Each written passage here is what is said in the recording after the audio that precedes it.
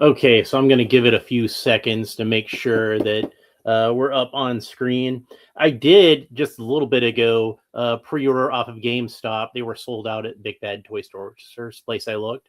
But I pre-ordered off of GameStop the new 1989 style Joker, the not Jack Nicholson Joker, because apparently, okay, here's the thing about the Jack Nicholson version of the Joker as far as merchandise.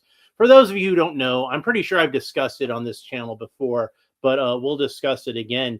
If you want to get if you want to get the rights for Jack Nicholson's likeness for a line of action figures, you not only have to pay him like a ton of money for his likeness rights for that action figure, but he then gets a royalty for every action figure in that line. Now, I'm not sure if that means it would be every action figure line from the point that the Jack Nicholson figure first appears, or if retroactively McFarlane would have to give him I don't know, 10 cents or whatever for every single action figure of anything previously made in the DC line, in their entire DC line, maybe even.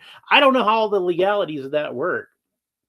And if I was Todd McFarlane, I certainly would not want to pay Jack Nicholson an extra 50 cents for every Christopher Reeve Superman action figure that I make, just because they happen to be in the same DC line. Like, what kind of sense does that make? So I'm not trying to be overly critical when I talk about this, but the Jack Nicholson Joker figure does not look that much like Jack Nicholson, and I'm pretty sure obviously that's by design. I don't think I have to explain that to anybody,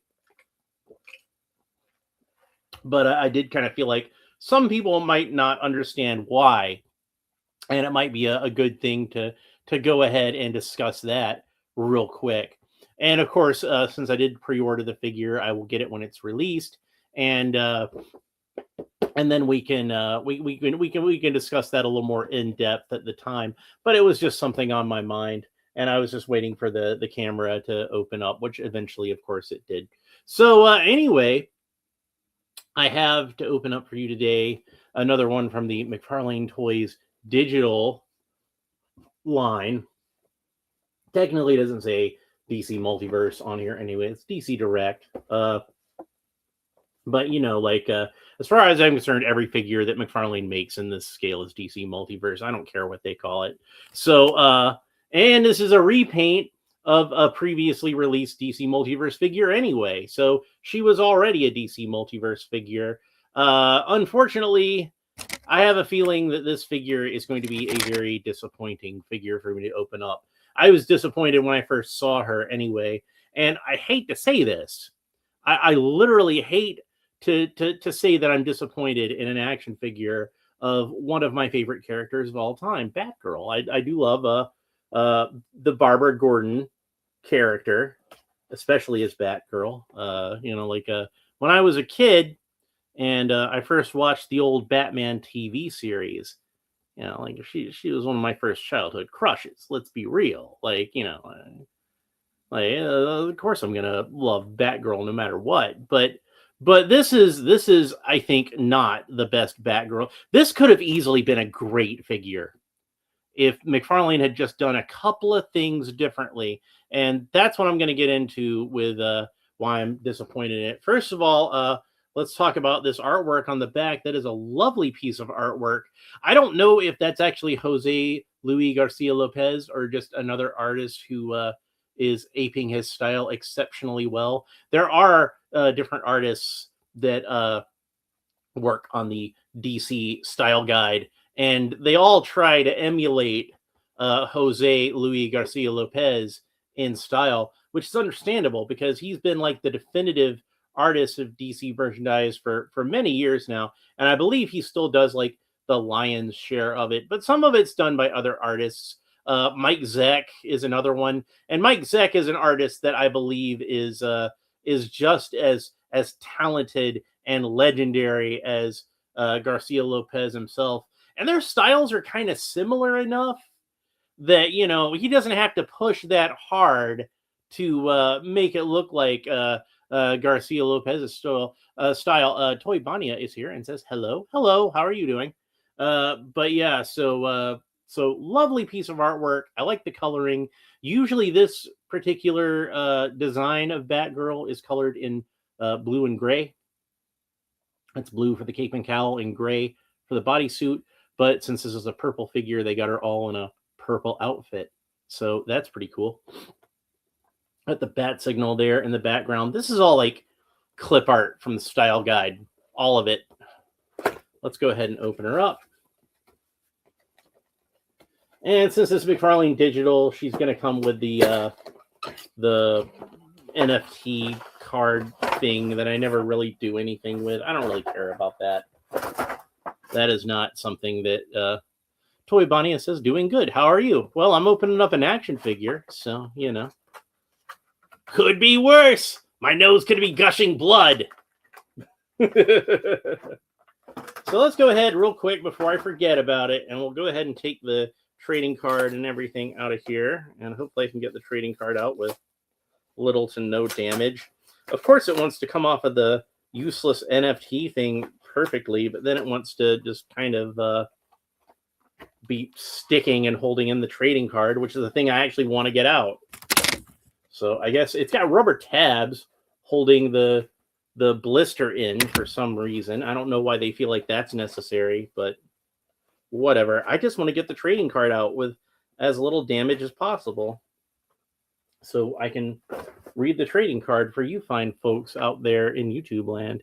And there's what the back of the card looks like. On the front of the card, we get the same piece of artwork from the back, or from the back of the package, I mean.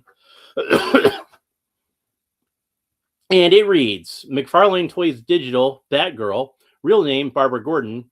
By day, Barbara Gordon is the bookish daughter of the Gotham City Police Commissioner, Jim Gordon. By night, Barbara dons a cape and cowl as Batgirl, committed to justice like her father. While her utility belt is equipped with batarangs and other crime-fighting gadgets, her greatest tools are her brilliant mind and her unwavering determination. Batgirl is an expert martial artist, gymnast, trained in part by Batman. Her eidetic memory, that's a photographic memory, that's what colloquially that is called, heightened intelligence and advanced knowledge of computers makes her a natural leader and skilled crime fighter. So much to the point where, like, even after she was brutally attacked by the Joker and left paralyzed, she still was a superhero. Yeah, like she put her computer skills to good use as Oracle and was kind of like the information broker for the DC superheroes for a while. But then they realized they could sell more action figures of her as Batgirl than they could sell action figures of her in a wheelchair. And I'm convinced that's the reason they made her Batgirl again, is because they wanted to sell more action figures. Like, well, I'm just oversimplifying it. They wanted to sell more merchandise. And you sell more merchandise of a cute girl in a Batman outfit than a cute girl in a wheelchair. I'm sorry that that's the case. Like, I'm not trying to say that that's morally correct, but I am saying it's financially correct that they're going to sell more Batgirl merchandise than Oracle merchandise. That's just, and Batgirl's just like a more well-known character and concept. Like, you know, my mom knows who Batgirl is. I've probably explained to my mom before who Oracle is, and I will probably have to explain to my mom again who Oracle is. And anyway, so here's the stand that comes with the figure. It's the Mcfarlane Toys digital stand. I've mentioned before how these are my least favorite stands for DC characters, because I kind of feel like it should have a DC logo on there, not a Spawn logo. Like, why is there a logo for like a completely different comic book character that isn't even a DC character at all on there? Like, would you put a Ninja Turtle? Would you put Archie? Would you put Flash Gordon? I'd probably forgive Flash Gordon because he's the father of all superheroes. So, and he did save every one of us. So, yeah, I would forgive Flash Gordon being on there. That would be fine. But Spawn, that's just not cool. So, and then Batgirl does have a few accessories in here that we can look at. And if you've had any Batgirl figures before, and you know I have, these figures will probably, or these accessories will probably be familiar to you. We got the grappling hook launcher, which I think like every time they bring out this mold, they bring out this grappling hook launcher. And I don't remember if this is the same Batarang that we've gotten with previous Batgirl figures, but if not, it's close enough for government work. So let's go ahead and pull that out and have a look at it. So it's a yellow Batarang, and it is one of those that's like, you know, you got variations on the shape of the Batarang, and sometimes it's more of a boomerang, and sometimes it's more of a bat. And this is one where it's definitely more of a bat. This is just a metal bat that she would throw at bad guys and bonk them on the head with it. And I don't know if it would return back to her like a boomerang, because it does not seem to have any sort of boomerang shape to it whatsoever. So, like, even with something like this, like, you can kind of see how that could work as a boomerang. Like I could at least, like, in terms of, like, comic book suspension of disbelief, if I can believe Captain America can throw his shield in such a way where it can come back to him, I can believe that Batman can throw something shaped like this and have it come back to him. But this is just, like I said, this is not right too differently shaped from something you would see on Batman or Batgirl's chest. So, and it's not a bad Batarang as far as, like, something for the character to hold on the shelf if you wanted to look all dramatic, like she's about to attack a bad guy. But at the same time, I'm just saying, I'm not trying to be critical of the accessory itself. I'm just saying that there are variations to Batarangs, and as I said before, some of them are more bat and some of them are more orang, and that's definitely more on the bat end of the Batarang scale. So she's got rubber tabs around each of her limbs. She's got rubber tabs around her forearms and rubber tabs around her shins. And I think that's it. I think we got them all. All right. Bobby Wald is here and says, I'm surprised I've never seen a parody or Batman or Batgirl facing off against Ozzy Osbourne. Well, I've seen, like, some people do, like, cartoons. I think Bizarro had a cartoon panel on that. And I remember many years ago, why is this rubber tab? I'm sure I cut this. Bane of my existence. Many years ago, when I was at Conuga and I was wearing a Batman costume, I ran into a fellow who was cosplaying Ozzy Osbourne. So somewhere out there, there's a picture of Ozzy trying to bite my head off while I'm wearing a Batman costume.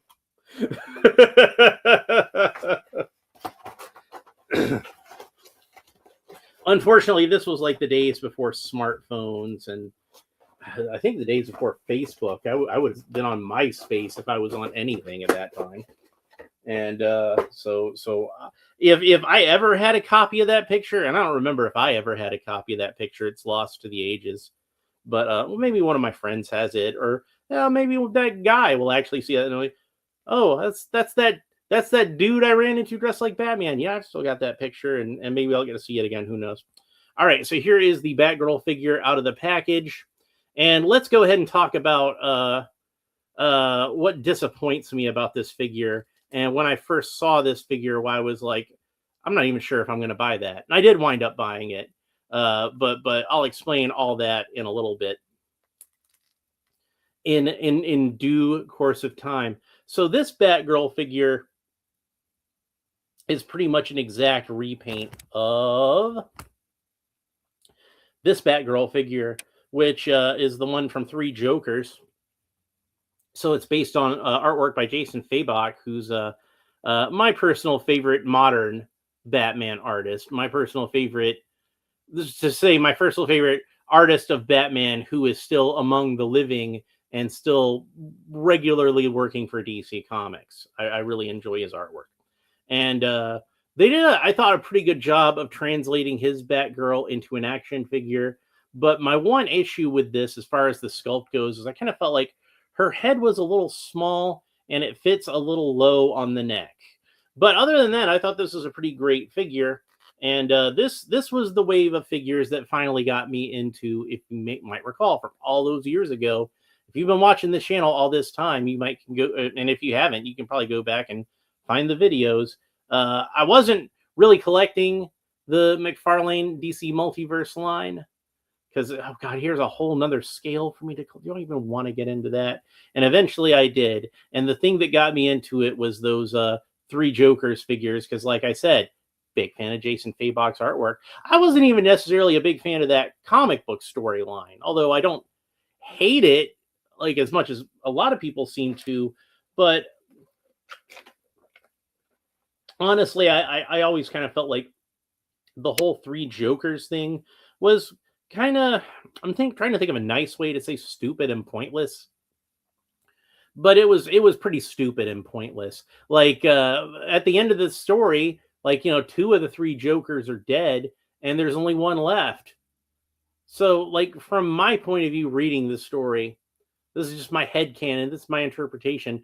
That one's the real Joker, and the other two were just kind of like duplicates that he made somehow, like poor dupes that he like brainwashed and dipped in the acid and all that kind of crap so that he could make a couple of extra Jokers for whatever reason. And I think they came up with like some kind of explanation in the canon as to like those other Jokers being like backup personality kind of things for the Joker. But I don't know. I haven't read those stories, so I couldn't speak on them. But sculpt wise, this figure is almost 100% identical to the Three Jokers Batgirl. The only difference that I'm noticing in terms of sculpt is the ankles. And you can see that like the original one had the older style ankles where they were just kind of spheres that fit in between the shin and the foot where the ankles are. Just kind of ball shapes. And this one has the more sort of where they're more sort of flush with the rest of the boots and got some wrinkles sculpted into them. So they're supposed to actually look like now like they're part of the boot.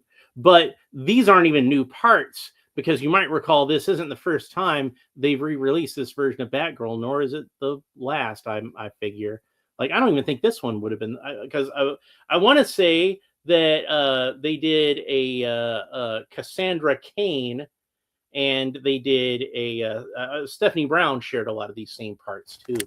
But they already did a new version of Batgirl from this body, and they gave her a brand new head, which is just gorgeous. And this one, you can see it works much better in proportion to the body than this one does. And honestly, I think the neck looks better, even though I don't think the neck is actually any longer. But I think the neck looks better just because it's got that fabric cape. So like the plastic cape rides up a bit higher, and it makes the neck look shorter than it even actually is. And I still think if I'm going to nitpick, maybe her neck could have been a little longer on this figure, but it looks a lot better. And I think you would agree out there in YouTube land, right? If you're watching this in the replay, leave a comment and let me know whether you agree with me or not, that this head is like a vast improvement over the previous one. Or if you're still here in the chat, leave a comment in the chat. Let me know what you think. But yeah, I think that this was like a vast improvement. And this was more based on the artwork of Arthur Adams, who draws just an absolutely beautiful Batgirl. He did such a good job in every image I can find. He must be a fan of the character because he treats her with like the proper love and respect.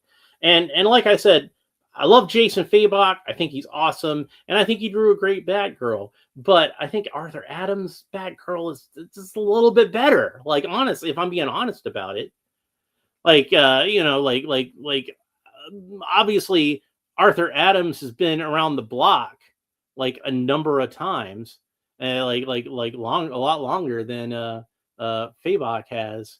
And the dude's a legend. Like, literally, he was one of the founders of the Legend imprint at Dark Horse Comics. Did Monkey Man and O'Brien, I think was the name of that comic.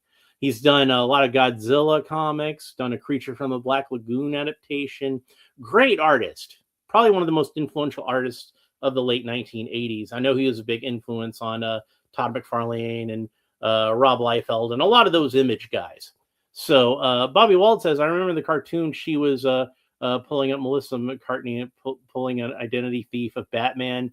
Yeah, it was, ironically, it was a different Melissa that voiced her on that show too, because it was Melissa Gilbert. But yeah, on the first episode of the cartoon, she disguised herself as Batman because what had happened, and I did a rewatch. I did a watch along on this channel if you want to watch it with the episode and hear my commentary. But yeah, what happened was Jim Gordon had been framed for a crime he didn't commit. Well, like what usually happens when you're framed. I don't know why I felt like I needed to say that. It's like saying he was murdered by being killed. Well, yeah, that's he's murdered and somebody's responsible. Well, yeah, that's how murder works. But yeah, like so there was supposed to like this big rally to because the judge was denying Jim bail. And so there was a big rally saying, like, he at least deserves to have bail. And Batman was too busy trying to solve the actual crime to make an appearance. So he tells her he's not going to go. He's because he got too much work to do. So she decides she's gonna make sure Batman appears there. So she puts on a Batman outfit herself, and of course, during the whole thing, like an assassin tries to kill the assistant commissioner or assistant to the commissioner, I guess, whatever you want to call him. Gil Mason tries to kill him, but later on we see that he actually ducks like right before the shots were fired because he knew they were coming.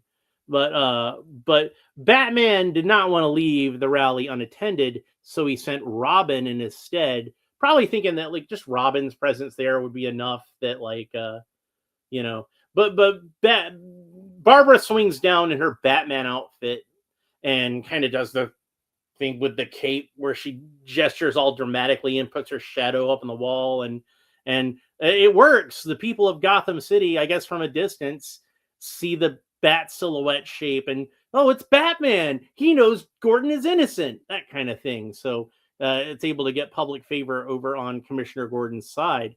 But when Mason gets shot at, when there's that assassination attempt against him, where he ducks too early like a chump, Robin and the soon-to-be Batgirl both swing into action, and Robin winds up grabbing a hold of the back of her cowl and rips it open, and that's how her hair comes out. So that's kind of how this becomes her look. But yeah, that was her origin on the cartoon show. Now in the comic book, since you say you can't recall how it happened in the comics, I'll go ahead and fill you in on that too. So basically what had happened was Barbara Gordon, again, like it said in the training, plain Jane librarian. And like I got to imagine if Barbara Gordon was somebody that I knew in real life, I'd probably think she was really hot, honestly. Like she would be my type. But they're trying to say she's a plain Jane because she wears glasses, but she's a librarian, like, and she wears glasses. Like, who's into that? Ugh, yuck. It's like, I hear she likes to wear schoolgirl outfits. What? Disgusting. Oh man. So yeah, but she's going to a masquerade party. So she picks out a costume, and she's always been an admirer of Batman, so she designs herself a Batgirl costume, like a gender flipped Batman costume. And it's basically this one. It's the one that she wore her first appearance. That one. And on her way to the costume party, she runs across Bruce Wayne being kidnapped by Killer Moth. And she decides that, she can't just let Bruce Wayne be kidnapped by like a D-list Batman villain. So, and probably part of her is thinking like, it's only Killer Moth. I can handle. Like if it was the Joker, I'd probably call my dad. If it was the Penguin, I might call Chief O'Hara. But I'm pretty sure I can handle Killer Moth. Like he's got stripy tights. Come on. So she swings into action. She saves Bruce Wayne, and I don't think Bruce Wayne would have been in much danger either, because again, Killer Moth, he's probably thinking to himself, I could probably beat these guys up in my secret identity and still be fine. It's like, it's Killer Moth. What am I worried about? But yeah, he's allowing himself to be kidnapped again because the secret identity thing, and Batgirl shows up and saves him. And she winds up having such a good time saving Bruce Wayne. She thinks, hey, I could probably keep doing this and, you know, be a crime fighter in my own right. So she winds up not going to the masquerade party. But yeah, the panels are her in her Batgirl outfit for the first time. She's saying, boy, won't they be surprised when I unmask at the end of the costume ball and they find out that I'm really just plain Jane Barbara Gordon. And I'm like, there's nothing plain about you, baby. So anyway, this figure, when they first announced it and I saw it, and it was not long after they'd announced these did not come out too far apart. I know I opened them up way far apart, but that's just because of logistics and everything like that. But this figure came out before this figure, like just before this figure. And when I saw this figure, I'm like, why didn't they use the new parts? You know, this one has the new head and the wired fabric cape. It's awesome. This is a great figure, mainly because of those things. This took the three Jokers figure that I already liked, even though I had some minor quibbles with, and just knocked it out of the park. This is a perfect figure. This is a 10. I love this figure. But this one, it's just a couple of steps backwards. We're back to this old head, which, like I said, is not as well proportioned to the body as the Arthur Adams head. Much as I like Jason Fabok, if they'd have scaled this head up even, I probably would have liked it better. And we're back to the plastic cape. And, like, you know, I'm just kind of over plastic capes on Mcfarlane figures at this point in general. Like, why would I want a plastic cape when I could have, like, a cool wired cape? So if they had done this same color scheme, and I do like the color scheme, if they had done this same color scheme, but with this head sculpt and with a wired fabric cape, I'd probably be talking about how awesome this figure is. I probably would have already opened it. And it probably would have been my favorite figure of the three that are in this assortment, instead of being my least favorite figure of the three in this assortment. And the one that I kind of bought reluctantly, if we're being honest about it, is that I would have passed up this figure. But the only way I could get the Red Tornado figure, which is the one that I really wanted, was to buy all three of these figures on the Mcfarlane Toy Store website, where they had all three of them together as a bundle. I couldn't get Red Tornado by himself. And if I could have got Red Tornado by himself, I would have. But I didn't mind having the Blackfire figure. And she'll be the next figure that I open up, by the way. So I'll talk more about my feelings on that figure when I open her on the next episode. But this figure, I was just disappointed, like, right out the gate when I saw the photos of her. And I'm like, this could have been a great Batgirl action figure, maybe even the best Batgirl action figure ever made. But for Mcfarlane making a few mistakes as far as the selection of the parts. Also, I should point out that the earlier Batgirl figure had a very dark, almost brownish red color. I'd almost describe that as being more auburn. And this one is a bit more light and orangish. And this Batgirl figure has very bright fire engine red hair, which is the way I like for Batgirl's hair to be. Bobby Wald says, I guess when everyone's trying to steal your identity, I'd be running around screaming, I am Batman, every 3 seconds like he does. Yeah, maybe. Good point. So let's talk about some of the positives of this figure. As I mentioned before, I do like this purple color scheme. I do think this is a really good color scheme. Remember, when I was a kid and I first saw this character, it would have been on the Batman television series where she was portrayed by the beautiful and talented Yvonne Craig. And this is a color scheme that's not too dissimilar from that one. That one had purple gloves and boots also. But the purple cape with the yellow lining, that's definitely Yvonne Craig sort of thing. Bobby Wald says, isn't McFarlane's contract with DC over now? It will be very soon. I believe it's up in July. And even after that, there's going to be more McFarlane stuff. They've got sub-licenses and things like that. For example, they're doing more Superpowers as an Entertainment Earth exclusive. So you're going to have to order those through Entertainment Earth. And I'm not sure if that's going to be the only thing McFarlane does going forward. But yeah, they've got more stuff on the horizon. Mattel's going to be the main source of DC figures in the future, but But I don't think McFarlane is entirely done with the DC game. I think we're going to see maybe things like statues and things like that. And like I said, the superpowers figures, which I'm glad to see more superpowers figures coming out personally. But yeah, it's possible we might see more multiverse type figures from McFarlane. Who knows? But I guess we're just gonna have to wait and see what happens. We'll probably know more before July, I think, as far as anything else they're gonna have coming out. But yeah, they're not going to be the main manufacturers of DC toys going forward. So, and even then, I kind of feel like they were just kind of more like for the adult collectible market. Spin Master was the ones doing more of the toys that were supposed to be actual playthings for children. These are supposed to be adult collectibles. These are supposed to be for serious, high-minded collectors. Fancy pants and all that kind of. Nah, they're still toys as far as I'm concerned. I don't really care. Bobby Wald says I picked up the McFarlane Joker mobile, but modified it with the Dread Sled for the Dreadnoks. Oh, to be the Dread Sled for the Dreadnoks. I don't know how they fit because the McFarlane figures feet. I don't know how they fit the McFarlane figures feet in there because I have a hard time sitting classified in. Yeah, well, that one was made for the Batman animated series figures, and those are a little bit smaller in scale than they're a bit more similar to the I think a little bit. They're older figures, Those were figures that were made by like the actual DC Direct, and McFarlane just kind of took over doing them and re-released a bunch of them. But yeah, they're supposed to be more like 6-inch. They're supposed to be closer in scale to Classified and might actually be a little smaller than Classified now that I think about it.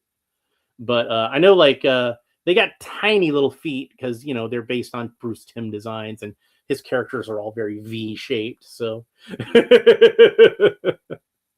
So yeah, but yeah, I don't know if you have any of those Batman the animated series figures, but they're not as big as the standard McFarlane Multiverse figures. They're not 7-inch figures; they're 6-inch.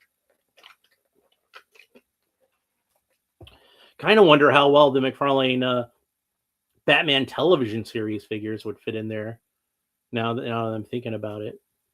But oh well, whatever. Let's go ahead and talk about our articulation real quick. So Batgirl can look up about that far. Look down about that far.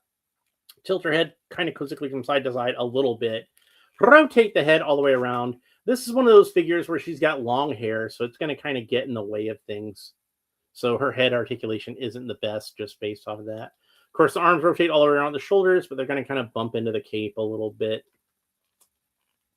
And now the shoulder is in the wrong spot, so now I have to move that all the way back around. Now the bicep swivel rotates all the way around. We got double jointed elbows with excellent range of articulation there. You can see that. And then she's got the cool McFarlane wrist articulation, so you can pretty much move these wrists around any which way you want. They rotate all the way around where the wrist meets the hand, and where the wrist meets the forearm. And then you can, got a hinge on there, so you can move it vertically and or horizontally, depending on what kind of pose you want to get her into. And it's kind of sticking at the wrist right now, so there we go. Now I got it where it can move horizontally, so you can see what I'm talking about there. So Batgirl's got a articulation at her mid torso, right where the rib cage meets the abdomen. And you see that rotates all the way around, and it can move from side to side very well. The articulation is really good on this figure. The articulation has been good on this figure from jump. Like she can bend forward, but she's not wanting to right now for whatever reason. Bend backward about that far. And then she's got waist articulation. Does she have waist articulation? I thought she had waist articulation. It doesn't seem to want to move. Let me try one of these other ones. I don't think it really matters though, because she could rotate it around the waist. It's just the joint's kind of stiff. And since her waist is more narrow this way than it is this way, it's going to kind of bump into it a little bit. But it seems like it's stuck really good on this one.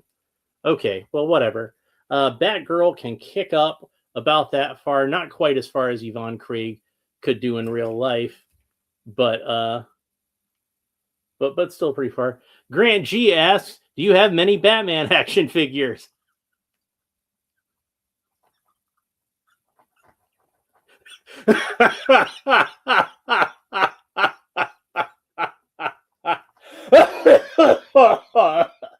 Oh God! Ah, ah, I think I bust a capillary in my temple.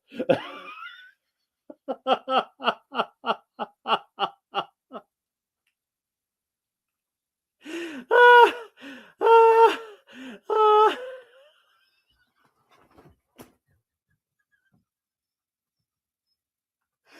Ah, okay, give, give me a second. Give me a second. All right, all right, all right. Man, do I have Batman action figures? You a funny guy.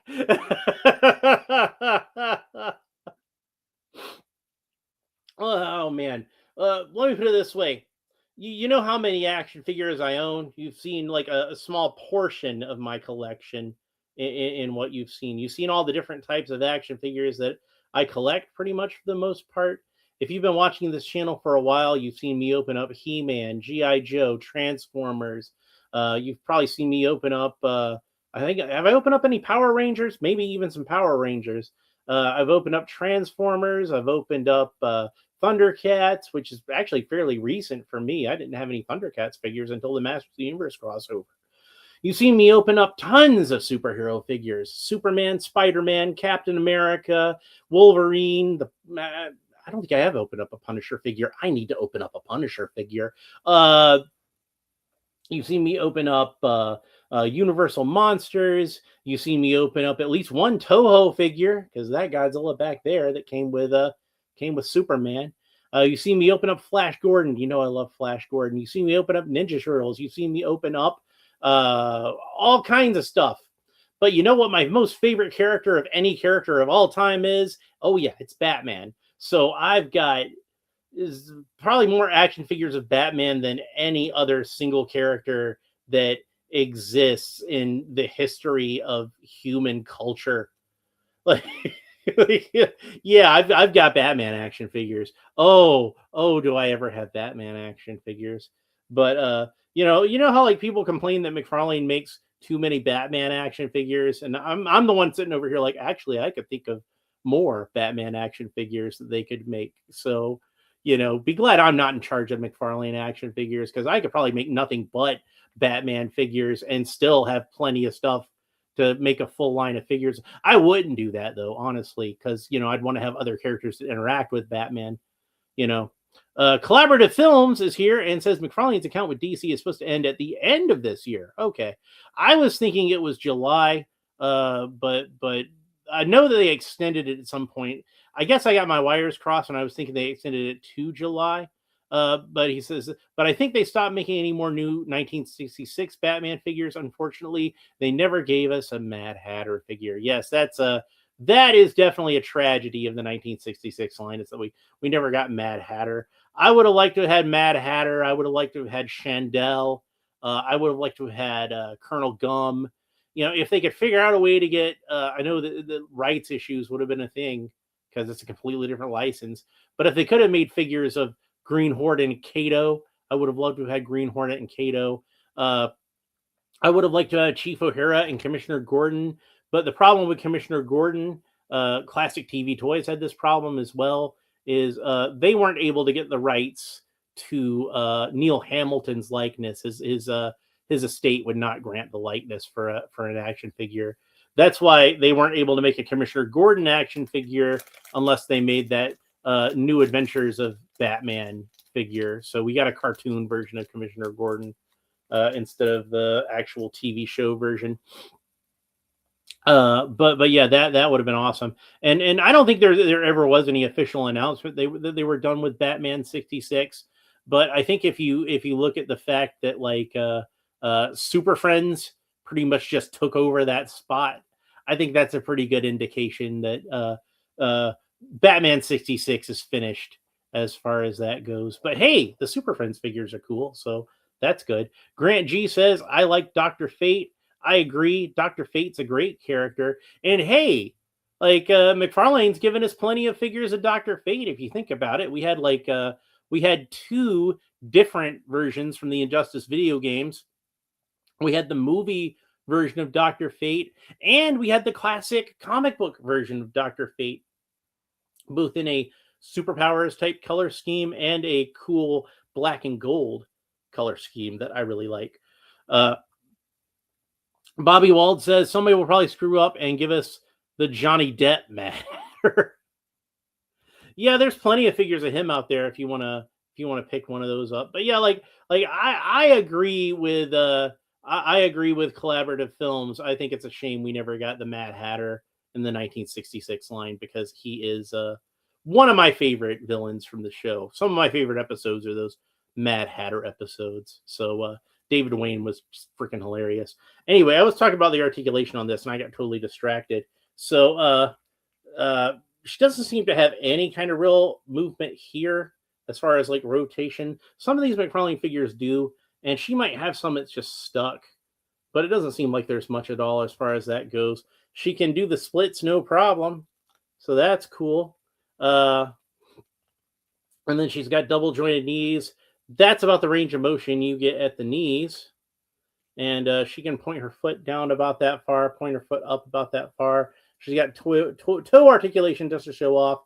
And of course, this is that cool McFarlane ankle articulation. So it rotates all the way around where the ankle meets the shin and where the ankle meets the foot. So you can pretty much pose this foot any which way you want to. Mauro Bastiani is here.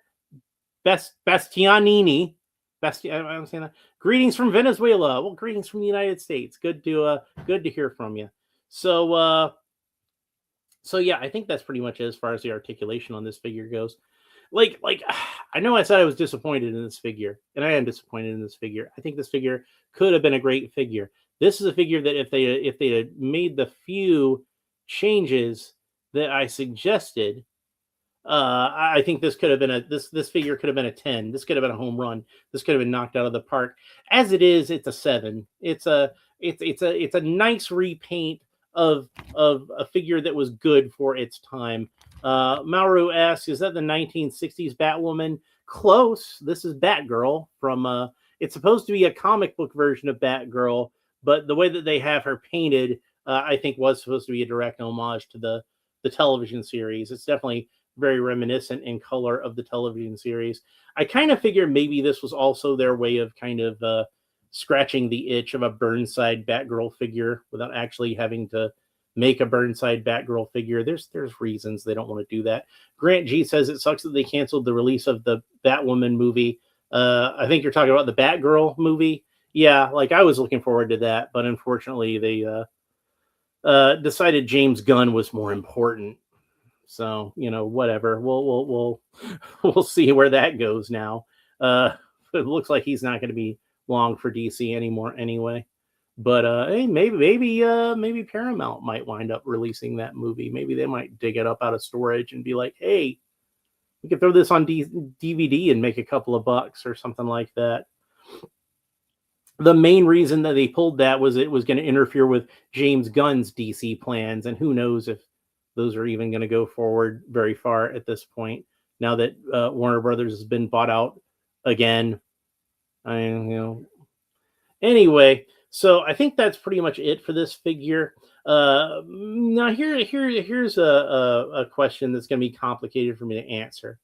Is would I recommend you buy this figure? And that's going to depend on a few things. First of all, do you already have this figure? It's pretty much the same figure. Do you like this figure? Do you like it well enough to buy another one in another completely different color? Well, then if that sounds like the sort of thing you'd be into, go ahead and pick her up. Do you have this figure? Do you like this figure? If you have this figure, I'm pretty sure you like this figure because she's awesome.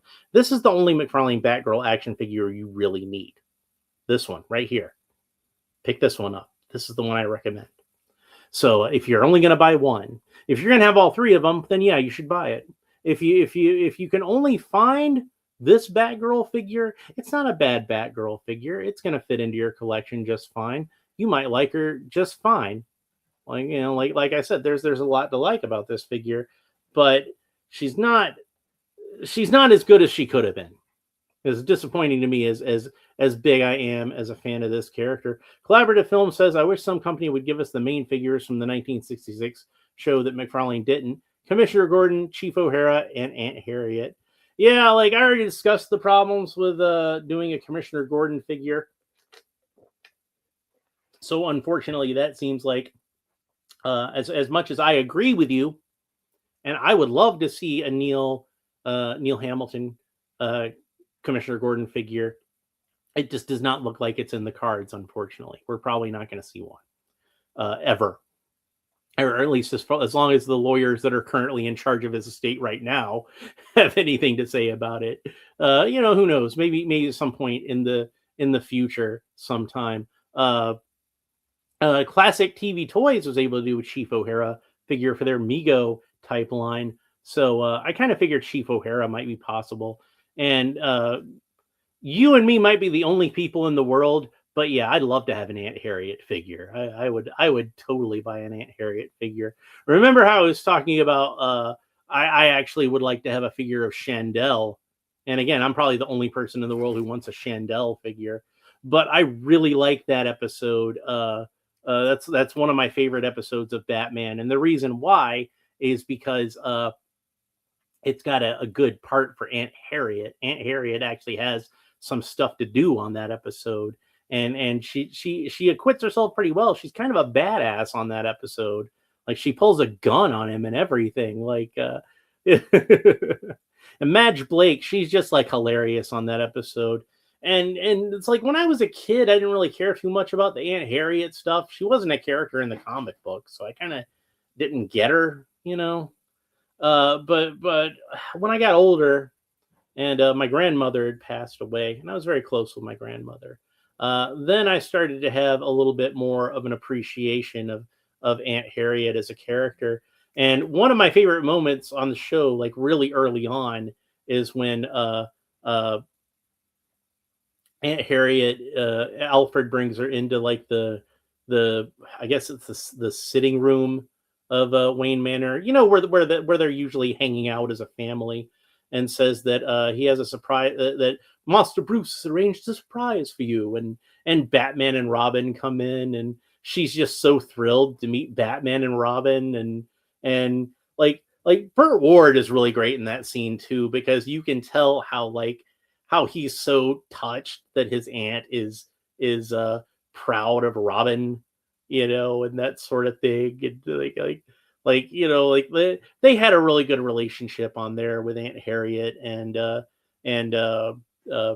Dick Grayson. And I really like the relationship that Bruce had with Aunt Harriet. And he called her he didn't call her Mrs. Cooper.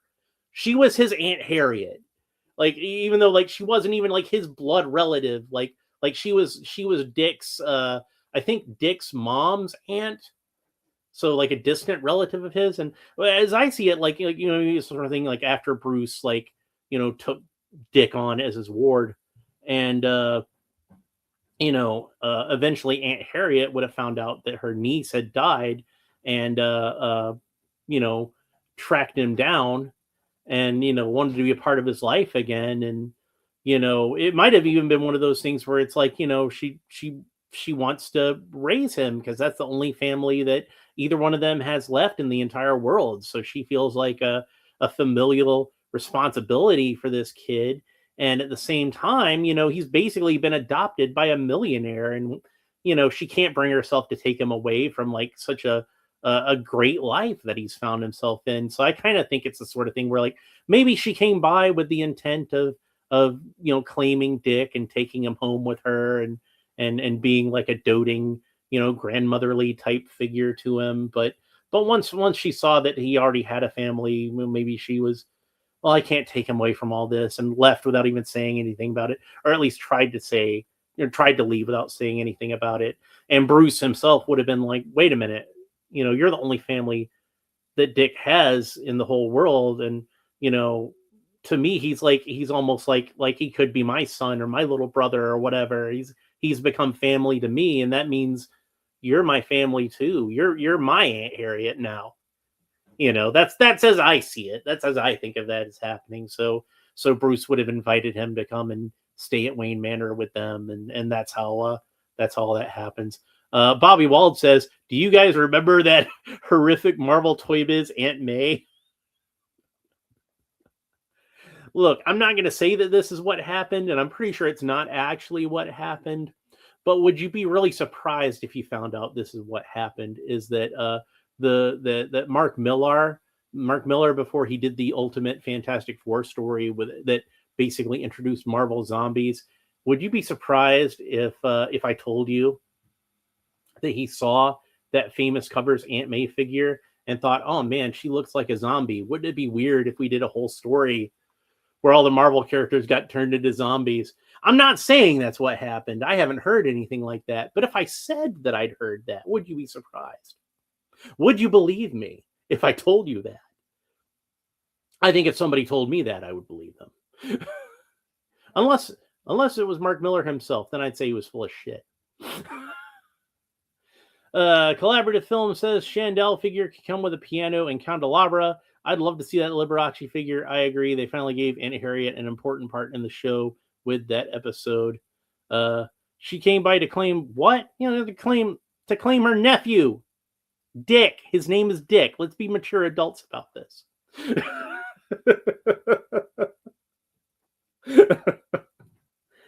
It's not my fault. Blame Bill Finger. He was the guy who came up with that name. If it was me, I would have named him Dave Grayson, but I wasn't consulted on that matter. But yeah, that's what I think. That's what I think happened with Aunt Harriet. That's my headcanon. That's as I think that Aunt Harriet came to live at Wayne Manor. Of course, it was completely different in the comic book, but Aunt Harriet was a completely different character in the comic book. And oh, Alan, didn't you just say that Aunt Harriet wasn't a character in the comic book? No, she wasn't a character in the comic book when I was reading them, but she was in the comic book for a little bit in the 1960s.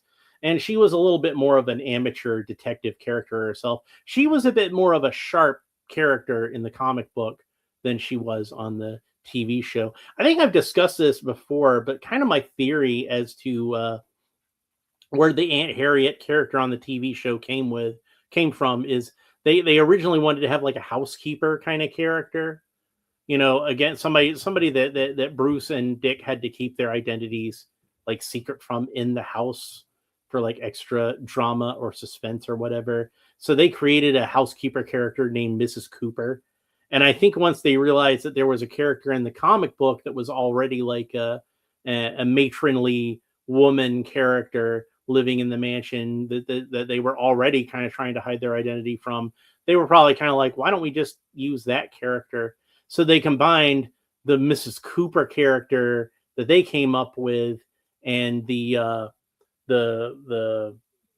Aunt Harriet character from the comic book, kind of smushed them together and made Harriet Cooper. So Collaborative Film says, I don't think Chief O'Hara was originally in the comics either. Yeah, I don't think he was. Not that I can recall. Like, it's possible if you go back and you read the old Batman comics, I would say it's possible you might run across a cop character named O'Hara. Like, I think that's the sort of thing where like it just seems likely. The stereotypical Irish cop that you saw in media back in that time. It was just a thing. So I wouldn't be surprised. But at the same time, I think Chief O'Hara was just a character that they kind of made up for the show, mainly so that Commissioner Gordon could have somebody to talk to. Because, they need to have the scene at the beginning of the episode where it's like, oh, I've been left this riddle. Let me read it to you, Chief O'Hara. That kind of thing.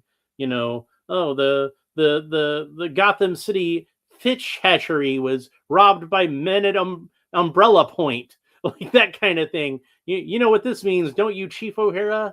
I think so, Commissioner. The red phone, right? That sort of thing. Like, that's typical. Like, the Batman show had a very, very formulaic approach to it, and you needed to have that character for Commissioner Gordon to bounce his dialogue off. It wasn't really a problem in the comic book. In the comic book, you could just have a panel of Commissioner Gordon talking to any random cop, or even just to himself, or he could just be sitting in the office by himself talking out loud, because people do that in comic books. People will just sit in their rooms and talk to absolutely nothing as if there's another person there, which is just insane if you think about it.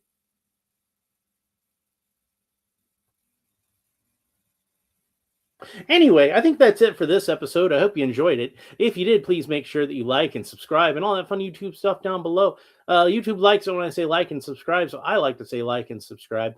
I noticed a slight uptick in my subscribers since I started to say like and subscribe a bit more. And we're almost at 600 now, which that's a pretty small channel. And you might say that's slow growth, but it is still growth. I get more subscribers than I lose subscribers, so I must be doing something right. Anyway, leave a comment. I like it when you leave comments, and let me know what you think about this figure. Is she one that's going to be an easy pass for you? Like I said, if she had to been in if I hadn't have had to buy the assortment of all three figures, if I could have just gotten Red Tornado or just Blackfire, I probably would have. But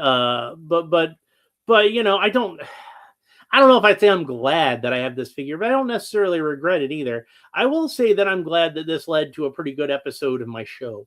Like I think that even though it's not a figure that I'm particularly excited about, and like I said, if you're gonna buy one Mcfarlane Batgirl figure, buy this one. This one's great. This is the one you want. This one, you won't be disappointed. But if you can only get one, and this is the only one you can get, she'll fill that spot nicely. But I did have a lot of fun talking about her, and she did lead to some other interesting topics to discuss. So next episode, I'm going to open up the Blackfire figure from this assortment, and I'm a little more excited about that one because that's a character that I didn't previously have. But it's also one that Mcfarlane has technically done a figure of before, and I think they've done a better job with her. But we'll discuss that on the next episode. That'll be the next episode thing. All right, thanks for watching. Hope you enjoyed it. Talk to you next time. Bye.